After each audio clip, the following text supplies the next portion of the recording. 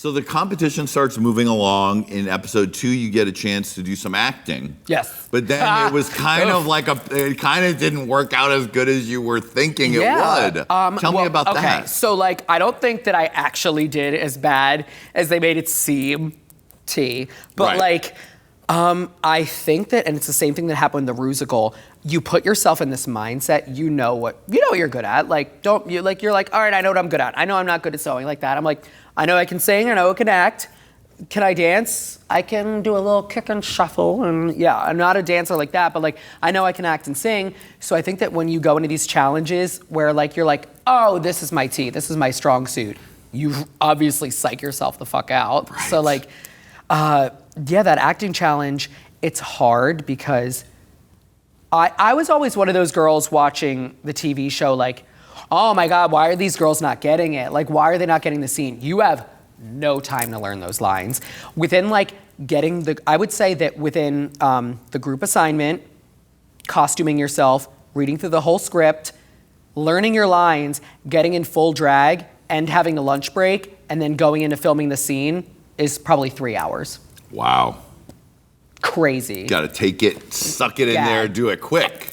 It was insane. I was like, it was nothing you could prepare yourself for.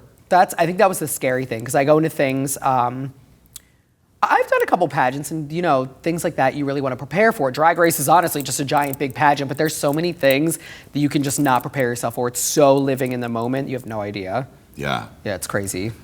Now, what did you feel about going into the confessionals and that whole process? I always thought that was really interesting. I always wondered how that worked. And the confessionals were really an opportunity to just kind of like air things out, air it out a little bit, because, the only times when you're really talking to the girls are on the set. So you get a lot of pent up energy. And the confessionals were nice. They're very real. They're very real, because that's the only little bit of therapy that you get on the set. And when you watch those back, how did you feel like you came across? I mean, like, I think I had my moments, but I don't think that I ever said anything where I wasn't like truly like being real. Like, especially the fact that like I thought Silky was being annoying those first couple episodes, I said it, and then they asked like, oh well, who said that? And I was like, well, we're on camera. I'm not gonna be a fake bitch. I was like, hey, I said it. Sorry, like if you want to talk about it, let's talk about it. But yeah, I just think that that's an opportunity like to be real, So whatever you say in the confessionals, you kind of got to own up to it, because you're being recorded sweaty. Yeah, and it's better to own up to it. Yeah, it's better to own up to it than just lie about it after the fact. Yeah, definitely. You finally got to pay tribute to Britney Spears. Oh my God, that was that's when you really were shining in that moment. That was a really fun episode. A lot of people don't realize, like, when I'm back at home, I host all of my own shows. Like, I do 2 shows a month that I'm on the mic for the whole time. So improv comedy, I would say, would kind of, especially through not doing theater for a while and just doing drag a lot, improv comedy kind of became like my gig. So I was super excited that we were able to do that, because I was like, all right, let me pick myself up from the shit show that was last week. Right. And it was really awesome that I was able to like excel in that. And I think like I wrote the song for the group. Brooklyn and Nina and I came up with like a lot of the puns. So I think that was like a really good challenge that I enjoyed doing. Yeah, that seemed like when you were getting and I think it came across that I think that the most important thing, especially on Drag Race, when the fans want to relate to you, you want to show them that you're having fun. You know what I mean? And when you're having fun, it looks like you're having fun. And when you're a miserable bitch, you look a miserable bitch. Right. That kind of thing. It's all real on camera. Yeah, how did you navigate like that whole thing with Silky kind of playing up big for the camera? How are you navigating dealing with the other people that you didn't really know? And that's the thing, like, because like I said, I am an only child, and when I'm back at home, I'm kind of like headlining my shows. So, and I even had a conversation with Silky about this in one of the Untucks. It never got aired, but I did have a conversation with her where I said, Silky, the reason that I'm saying all this to you is honestly because like I'm like really jealous of you right now. Like, I'm like, you're getting all the camera time. I don't like it, and like I would like to get some camera, and that's just my own tea. Like, step up, bitch, or like go home. But like I was like, I'm really jealous of you. She was helping me put my shoes on, because I was like, bitch, I'm lip syncing. When I was in that Aries thing, because I fucked up for the acting challenge. Yeah. Silky helped me put my shoes on. We had a whole conversation, but yeah, it was just it's hard because you really have to make yourself present and live in the moment. And if it like intimidation or like if you're scared, it's gonna just hit you real hard. Yeah. It's gonna hit you like the bus. So that last episode, you ended up being eliminated. What were you feeling? Were you surprised? You saying you knew that it wasn't going to work out for you that episode. Well, for the ball, Yeah. the Halloween ball. For the Halloween I was Monsters I was Ball limited because of the Halloween ball.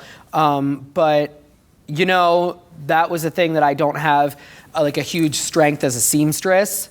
But I will always say that I did the mermaid look. I took it as the approach of just, again, what I knew. I was like, oh, I want to go with more of like a Monster High kind of like mermaid. And that's what I did. We didn't really have a lot of time, and that's not me making excuses, but like a little bit. But we didn't have a lot of time in between changes of those 3 runways. And I guess in my mind, I said I would feel more confident with myself still looking like clean and pretty than rather like throwing bullshit on me really quickly and feeling like, fuck, are they gonna like this? But yeah, I guess it fell through with just me not going at a 10 with the scariness level. But I loved my needle dress. I loved my witch. Delusional, maybe, but I really enjoyed what I brought. But it just didn't work out in my favor. Now, what about the fall, sweetie? The fall! You know now, what? Was that your worst fear, to fall?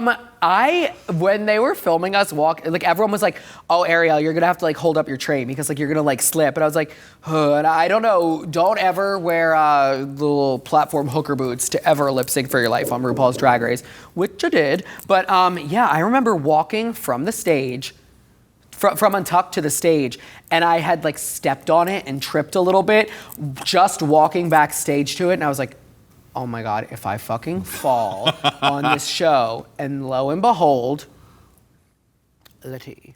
But yeah, it was just like, it's so surreal being under those lights and going into that like lip sync for your life. It's really freaking scary, but I was like, let me just do my thing, and I did it. But and I'm gonna say, like, when I fell, like, I feel like I still got back up and just tried to do my damn thing. You did. Like, I could have just sat there like, right. Like, oh, poop, I'm going home. But like, I still tried to make an effort to like, kind of like rescue it. Yeah. But you know, it didn't work out in my favor, and that's okay. Everything happens for a reason. I got to come back that other episode, which was really special. But yeah, that and didn't work out for me that time. But you never know what's gonna happen. Yeah. Did you feel happy to come back? Did you come back with an attitude behind the scenes? I thought it was really fun to come back, and then they like that whole Wiggate thing happened. So right. We gotta talk about Wiggate. Yeah. So you get eliminated, you leave. Who did you leave a wig for, and who did you not leave a wig for? I feel like we've talked about, like I've like talked about it like a couple of times, like after the fact. Oh, I'm sure. But then it always, it always gets, like. Like something gets bubbled down and it gets confused, or like something gets cut off. But the real tea of like what happened was, once you get comfortable in the workroom, you kind of just spread all your shit everywhere. Right. So I had like a whole nother section, contrary to popular belief, even though everyone thought I only wore one wig. I brought a lot of wigs, right. But like, yeah, so I had an entire wig tower over like on like the left side of the room. And when I was packing up my stuff, you know, you're emotional, and obviously you just got eliminated here on freaking TV. Yeah. So like, hello, I had forgotten that I put wigs over there. So, you know, I was just packing up my shit, listening to directions where I needed to go. I went home, and I remember one of the wigs that I brought was like a newer color that we had gotten on our stock list for our wig business. And I was like, wait, where's that fucking wig that I brought?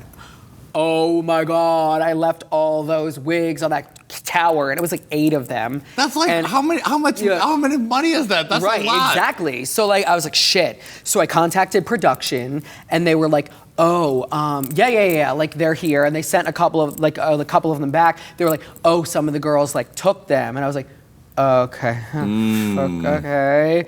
And I didn't know that whole thing about Plastique until it aired. Oh my God. About her thinking it was for them. So then when it aired, it got to, and I didn't really care after the fact. We get wigs all the time. We get shipments of wigs all the time. You so are a wig maker. Whatever. So it got to the episode where Plastique was expressing that, and I had completely forgotten to even bring this up to her. It got to the episode where she had said like, oh, I thought that they were for me. And I was on Twitter. Like when it got to that episode, I knew we had filmed that episode where we came back. And that's when I found out Plastique thought that the wigs were for her. So I was at home, didn't know what was going on. We got brought back. Plastique was like, oh, I thought all the wigs were for me. And I was like, oh shit, like, no, they weren't. Right. So then everything kind of like got confusing when I went home because the episode aired where Plastique was saying, oh, she left the wigs for me. I was drunk at my home bar. She was my girl. And I just like lied. I got on Twitter and I was like, oh no, fuck them. They were for Plastique. Cause like I was trying to defend her because I didn't want her to dig herself. Yeah. So I didn't want her to like dig herself into a deeper hole. So I got on Twitter and I lied. I was like, no, they were for fucking Plastique. Like, relax. And then they brought it up to me again and I had to like kind of like unbacktrack and be like, yeah, they weren't for Plastique. It was an accident. Yeah, Plastique, you kind of looked, yeah. Like, girl, yeah. But that was the tea. They were left there by accident. Actually, the only wig that I did leave behind was one for Silky. Right. That big red one that I wore, I left that for Silky. So that was really it. And then the rest just got left on the wig tower. Now, we all thought that you were going to come into the reunion and rip them all to shreds about the wigs, but that didn't really happen. Or did it not air? It did. It didn't air. Something happened that interrupted it, which I can't really talk about, but another cast member decided to jump in and really flip the script on what the fuck we were talking about. Oh. And Rue got kind of pissed about it. And we had to like, that's what I'm saying, every time I try to explain Wiggate, something happens. We were in that's why he said my Jessica Fletcher moment was ruined. Because like we were talking about it and then something just should not have been talked about came up and they had to like cut the whole segment.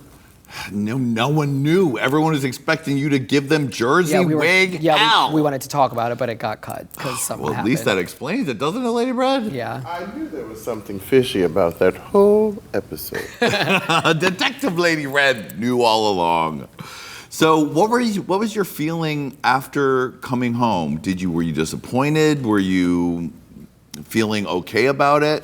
What was your feelings? I was really embarrassed. Yeah. I was really embarrassed because I went into it thinking I was going to make it really far and call it the delusion of like just having that social media following. Yeah. I was like, oh, like I'm just going to like make it to the top. Like I'm fine, like Instagram. But then the reality kicked in where that's not how it works. You know, you really have to put your best foot forward. And I remember going home in the position I did, I was really upset 'cause I was like, damn it, like that's not what I came here to do. That's not the drag queen who I am. I'm very self-confident and I feel like I have a lot to offer. And the fact that I didn't get to like bring it to a 10 on the show, like really, not that I was disappointed in myself, but I was also really afraid of disappointing others, which isn't a good thing. You shouldn't live in like the fact that you're trying to please others, but I was really just like scared that I was disappointing people that followed me.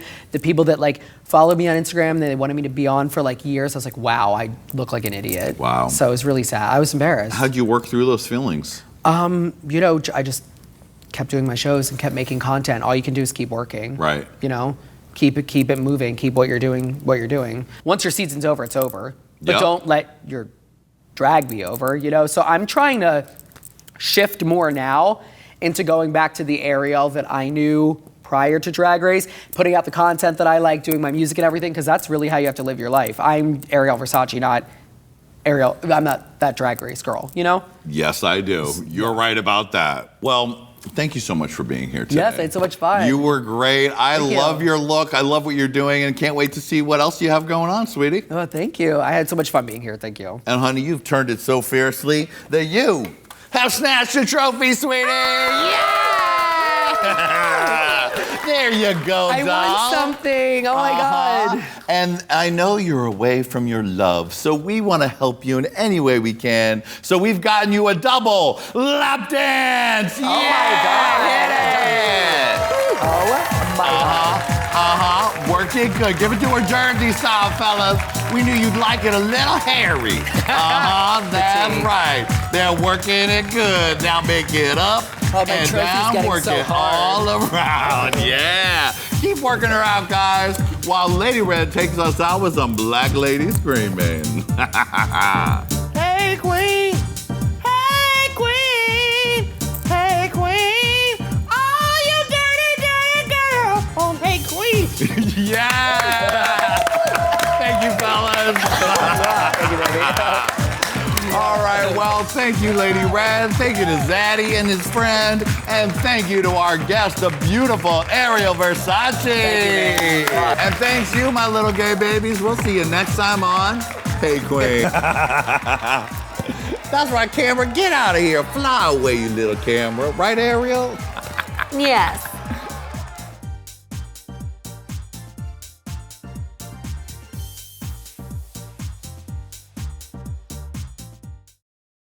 Hello, children.